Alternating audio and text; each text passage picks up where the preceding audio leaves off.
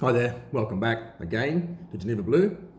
It's been about a month, I think, since my last video, so that's a bit rude, but anyway, too bad. I'm not going to apologise. I've got other things to do. I've got a life. I'm not just going to sit here making YouTube videos all day. But I'll go through a few things today. It's been nice and warm here in Perth. It's 41 degrees today, so I don't think it's going to be a white Christmas this year. Beach weather. We were out at the beach last night. Yesterday evening after kids got home from school. Beautiful down there, Cottesloe Beach. Yeah, so if you're in Europe and you're not enjoying the cold, just come over and see us. We'll sort you out over here. I better do a wrist check. I keep forgetting that. I want to talk about the watch I've got on, which happens to be today my two-door Pelagos. It's a two-liner from the first series of watches they brought out. Back in 2012, they brought them out. I think this is from 2013, actually, I bought it. There's a little difference between this and the new one, the current two-door Pelagos. The main one is this little date window here on the side at 3 o'clock has lost that half index on the new ones. This one still has a little index there. And with the date window and the index at 9 o'clock, it sort of evens it up. It's a very symmetrical dial. They call it a two-liner, for obvious reasons. 2 lines of text at the bottom. The new one, I think, has 5 lines of text, counting the Pelagos name written on the dial. This one seems to be for me anyway, it's a purer, cleaner dial. And this watch has the ETA movement. You show the back while we're here, since I'm banging on about it. The ETA movement is obviously can be fixed by any watchmaker. It's a basic standard tractor movement. The new ones have a 2-door in-house movement.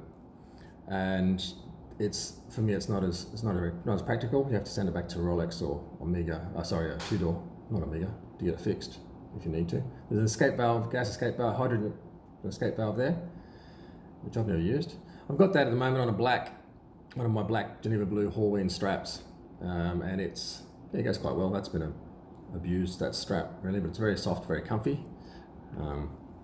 So that's my beater really. I've had that for a few years, and it's been my go-to. I swim with it all the time, and it's just a great all-round beater dive watch. I want to go through those names again of the companies, the French pronunciation of watch companies in Switzerland mostly. So I have a list of those. I'm up to the C's, I think, from the last one. So I'll do a few of those, and then I want to talk about this auction, which is the game changer auction that Phillips did in New York this week, and I'll just quickly go through a few of the highlights of that really. So okay, for the C's, for the names, we've got Carle Bucherer. That's actually German, or Bucherer, the French say it sometimes. So that's sort of optional, that one. It's a big retail family, and the launch own watch brand, Carle Bucherer. Then Cartier. That's pretty basic. Everyone knows about Cartier. Catorex is owned by Cata. It's an old watch company, 6th generation company, Catorex. Or Catorex. You probably say it in English, there's an X on the end. Then we've got Certina, which is now a Swatch Group brand, sports watches. Chanel, launched in Paris 1910. Big fashion brand. Well, I shouldn't call it a fashion brand. There's some great watches, but you know who Chanel is. They do a lot of other things as well, luxury products. Chopard, 1860, launched in a Swiss brand, 1860, which is now owned by a German family. Christoph Clache. Clache is a very smart watchmaker, a brilliant watchmaker who worked with Renaud and Papi. So that's Giulio Papi and Dominique Renaud when they were starting out. They worked with Christoph Clache as well on a lot of projects, and he launched out on his own, bought them out of a company they had shares in of his, and now he does his own brand. He's done a lot of movements for some big high-end complication watches, basically. Then we've got Cimier. It's a very small brand. I think it's pretty much in Asia, their markets. Cimier, C-I-M-I-E-R. Claire it looks like Clerc, C-L-E-R-C. It's a little Geneva brand owned by a family in Geneva. I've been to visit them. They do nice stuff. It's but it's a quite particular shape, which some people don't like. Claire. Then we've got Corum. Everyone's seen Corum. Big, very, very nautical themed brand. They do well in Asia as well, very well. And Sima watches. That's a brand from the 1860s as well, from the Jura, Chaux de Fonds. I don't know why it's called Sima, it's C-Y-M-A. It's probably because the brothers that launched it were called Schwab. German name, obviously. That's the C's. We're going to the D's. Then we've got De Bethune. De Bethune are cranking out really, really nice watches. The B-E-T-H-U-N-E, don't say the H. De Bethune, they're up in Saint Croix, not far from where I used to live in Switzerland. De Bethune. Then there's De Witt, or De Witt in German, you'd call it. Not very huge in Australia. Doxa SA, they do a lot of dive watches, obviously, and they're really known for their orange dial dive watches. De Pitt wears a Doxa, I think, or yeah, big in America. And then Dubuis, Roger Dubuis. It's another big brand which is often mispronounced. Roger Dubuis. In French, it's a Roger Dubuis. Wouldn't say this on the end. So that's the D's. I'm going to wrap up there. I was going to quickly go through some of these watches that were on this Game Changers, or they're in this Game Changers auction this week. There's a few Pateks, obviously. There's a standard Patek with the first lot. If you go to the Phillips page, Phillips auctions, and then look at the New York auction from the 10th, Game Changers auction, 10th of December 2019, you'll see what I'm talking about here. I'm going to go through the lots, some of them pretty quickly. First one's a Patek 5711, which is a current model. It's still a standard model. And the prices, there's a big premium on them. They're not making anywhere near as many as what the demand is in the market. And that one, the first one sold for $68,000. These prices are all in US dollars, I believe, I'd imagine. The estimate was 20 to 40. 5711 goes for, so 68,000. That's about what the current price is. They go for, I've seen them go for more than that. For a little bit there, they're up around 100,000 for a watch that sold for between 30 and 40,000 retail. So that's a bit of an indicator for the 5711. Then we had a few Rolexes, nothing special there. I just zipped through, and a few more Pateks. There's an Uvac, lot 8 was an Uvac atomic mechanical control, would come with a big box with an atomic clock in it, basically to set the watch, keep the watch. And that went for 2.9 million. There's a couple of Uvacs in this auction that went quite well, actually. I don't know. Anyway, we'll go on. There's then there's a few more Pateks and Rolex, a few Omegas. There's a Richard Mille, lot 15. Obviously I'm quite familiar with Richard Mille, having sold them for a few years. There's an RM3, a Tourbillon. That only sold for 200,000. I think it was a bargain for a rose gold Richard Mille Tourbillon. It's an older model, sure. They've done a lot of wacky new stuff since, but that's one of the base models, a really iconic model, the RM3. And they didn't make many of them. There's probably a couple hundred of them out there, maximum. We wouldn't need that many, actually. So yeah, that only went for 200,000. That was a bit of a bargain. Next one, lot 16, was Audemars Piguet Royal Concept watch. Went for 182. I hope the guy knows a good watchmaker. That's all I can say. I've played with that model a few times when I was at AP, and yeah, I mean the movement by Renaud Papi, APRP.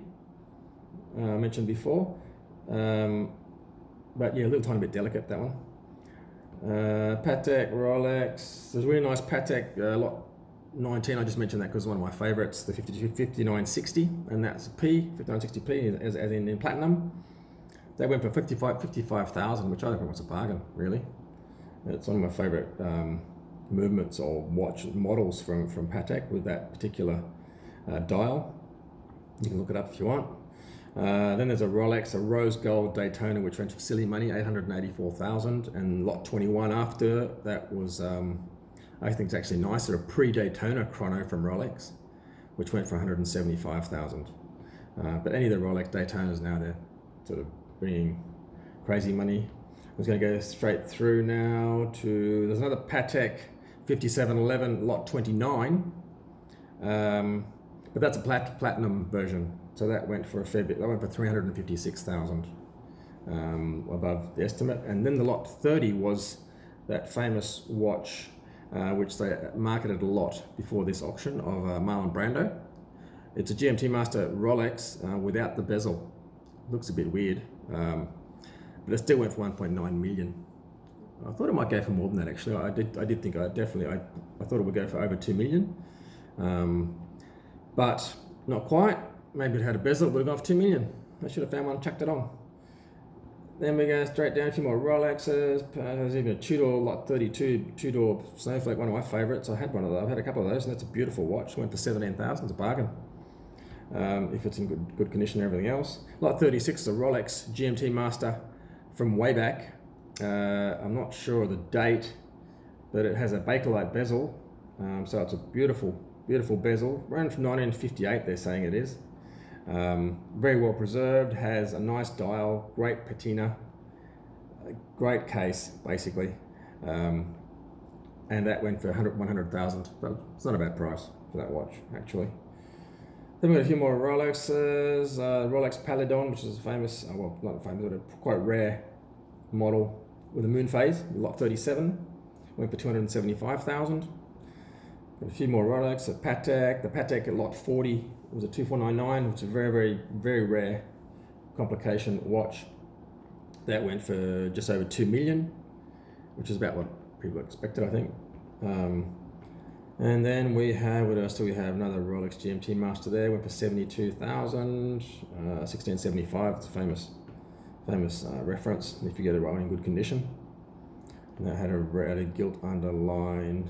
Yeah, okay, it was quite a rare dial, basically. Another Patek, 5980, Lot 47, went for 90,000. Patek Chrono, that's pretty standard, I think. And then we're sort of going to wrap it up there. There's not that many more. There's a couple at the end I wanted to check. There's a steel Lange, Lang 1, they call it, which went for, hang on, I've got to find it now because I had a little highlight thing on it there.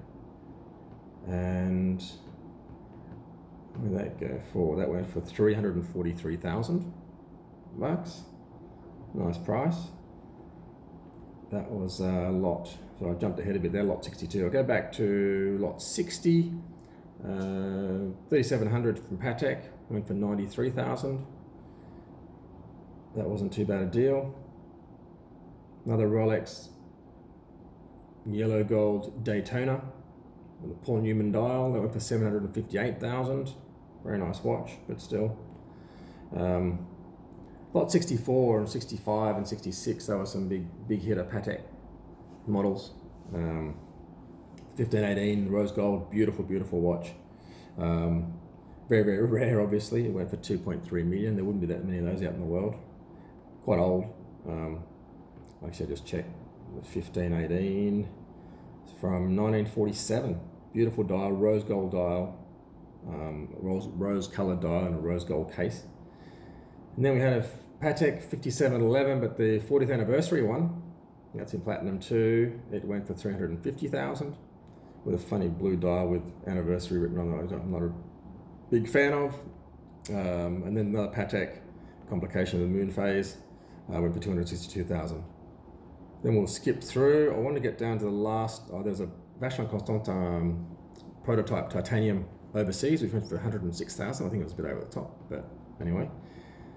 And then 73 and 74 lots. 73 and 74 were nice, beautiful watches. The FP Jaune went for a little bit over the odds, I thought. Probably was boosted a bit by the Only Watch FP Jaune, which sold for well over $1 million just a couple months ago, or a few weeks ago. And this one went for 250,000. I didn't think it'd go for more than 100. The estimate was 30 to 60,000. So that went quite well.